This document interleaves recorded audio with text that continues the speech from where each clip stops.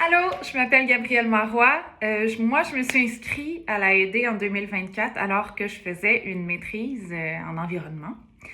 Parce que j'avais ce petit projet-là en tête et j'avais vraiment besoin d'aide pour le développer parce que j'avais aucune notion d'entrepreneuriat. Je suis présentement en train de réaliser le projet concrètement, qui est en fait un service d'architecture, de conception architecturale, de design intérieur qui soit écologique et circulaire. Je me suis lancée là-dedans parce que premièrement, j'avais besoin de savoir est-ce que mon idée est réaliste et si oui, comment, à quoi il faut que je pense, comment le mettre en place, quelles sont les étapes avant, tu sais, pour être bien préparé, pour pas arriver sur le tas et tout faire et risquer de finalement pas réaliser mon projet. Fait que ce que j'ai vécu, c'est évidemment des sessions de coaching, que ça soit one-on-one, mais des sessions en groupe où on se pose des questions, on se lance la balle, on se fait challenger. Tout le monde dans le groupe, on est là pour ça. Et tout le monde a besoin de ces conseils-là. Fait qu'on se retrouve une gang qui ont à peu près les mêmes valeurs, qui ont un projet super stimulant, puis on échange des idées. Puis des fois, il y a aussi l'aspect que moi, j'étais très dans ma bulle, très dans mon projet, très spécialiste un peu de ce que je voulais offrir, mais mon Dieu que ça me fait du bien qu'il y ait des gens qui sont en dehors de ça, qui sont ni en environnement, ni en archi, ni en design.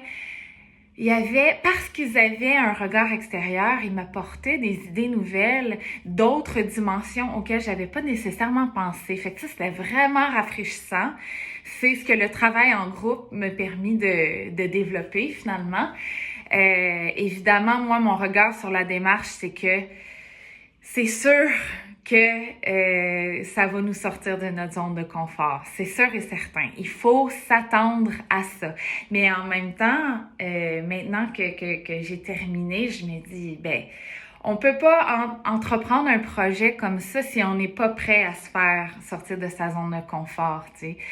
Fait que moi, ce qui a fait en sorte que je me suis engagée, que j'ai continué, que je l'ai fait au complet, c'est que je me suis permis de sortir de mon perfectionnisme traditionnel et mon anxiété de performance. Puis je me suis dit, je suis en mode apprentissage. C'est ça que je m'en viens faire ici. On est dans une zone sans jugement. On est là exactement pour ça. Pour apprendre, en fait. Fait que c'est le moment où jamais. En fait, quand on y pense, on peut apprendre un métier ou développer une entreprise sur le tas. Sauf que quand on est dans un contexte comme ça, avec des coachs, qu'on est supporté émotivement, psychologiquement, au niveau des ressources, c'est le moment de faire des erreurs, d'essayer des choses, de comprendre mieux qui on est.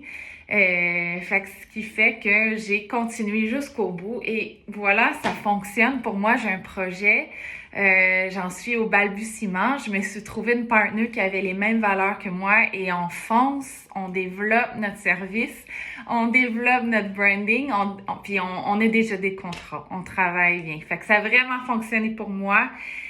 Osez sortir de votre zone de confort et allez-y, sautez là-dedans. Donnez-vous cette chance-là, en fait.